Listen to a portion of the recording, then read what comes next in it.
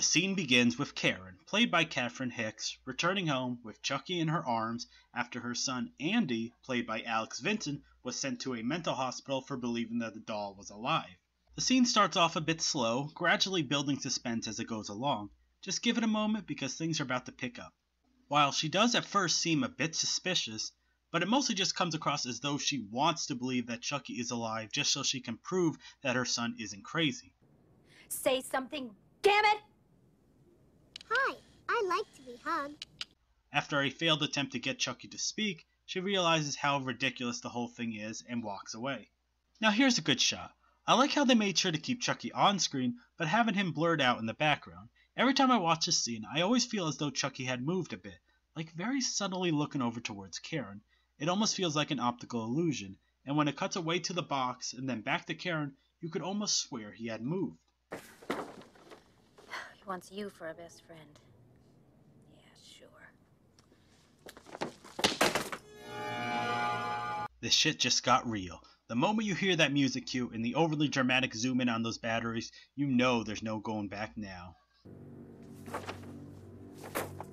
It's worth noting here that in this film, the company that makes the good guy dolls is known as Play Partners, while in Child's Play 2 and 3 they were renamed Play Pals.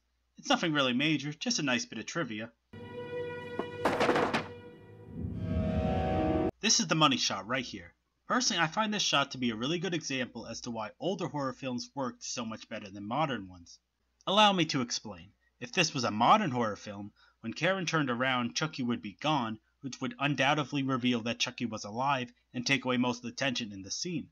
But, by having Chucky remain where he is, it allows the tension to build upon itself, leaving the audience to experience the fear with her.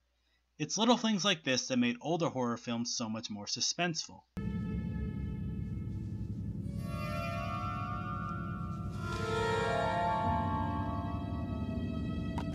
See what I mean by allowing the tension to build upon itself? It really adds to this scene. It just keeps growing and growing until finally... Hi, I'm Chucky. Wanna play? Now that is how you make a jump scare. You know it was coming, yet somehow it still manages to catch you off guard. In general, jump scares are usually just a cheap method of frightening the audience without actually having any real terror to them. But when it's done right, it can be quite effective. You'd think that would be the end of this scene, yet surprisingly we're only about halfway done. While we thought Chucky was about to come alive, it was actually just a false alarm. Seeing as most of the suspense went into that jump scare, everything now is going to slow down for a moment, allowing the tension to build once again. While the audience will be on the edge of their seats, it will also give them a chance to breathe. Now we get to another creepy moment as Karen slowly looks under the couch for Chucky. Seeing as this is only moments after Chucky's previous scare, it makes you terrified as to whether or not Chucky is in fact alive, and most importantly, when is he going to strike?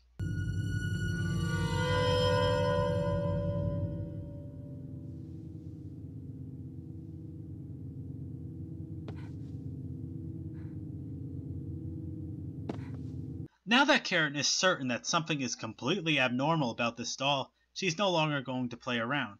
One way or another, she's going to make him talk. She picks up Chucky, lights a nearby fireplace, and threatens to throw him in if he does not speak. To all of you, like myself, who watched this film as a child, I present to you the moment that made you never want to look at another doll again. Enjoy. You stupid bitch, you filthy slut! Did you fuck with me? While this moment did terrify all of us as children, as an adult, it's absolutely hilarious seeing how that was the very first thing Chucky ever says. Seriously, these movies can be just as much comedies as they are horror films.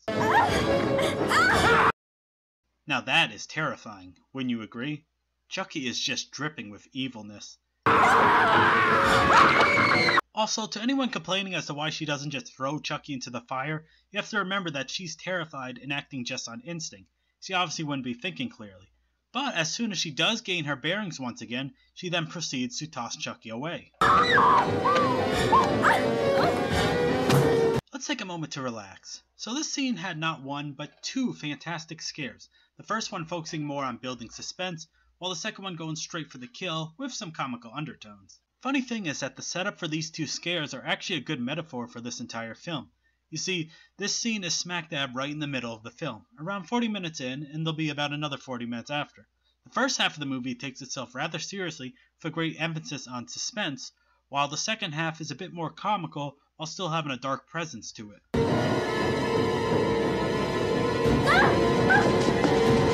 After Chucky escapes the apartment, we get a nice little chase sequence down the elevator shaft. You really gotta give Karen credit here.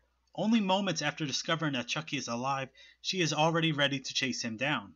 It's also nice that they kept Chucky off screen throughout this entire sequence. In fact, after Chucky's reveal, we don't see him at all for a small part of the film. For the next few scenes, the film will only follow Karen and Mike. In general, this was a very smart idea. Allow the audience a very quick glimpse of Chucky alive, and then take him out of the movie for a while. That way you allow the fear to illuminate in the audience's mind, and it also gives you time to build up Chucky for when he returns. So Karen reaches the bottom floor of the apartment building, only to find that Chucky had already escaped. She now knows without a doubt that Chucky is alive, but has no evidence to prove so to anyone else. As you can probably imagine, she might be a bit distraught over the situation. No! Thank you for your time, and have a nice night.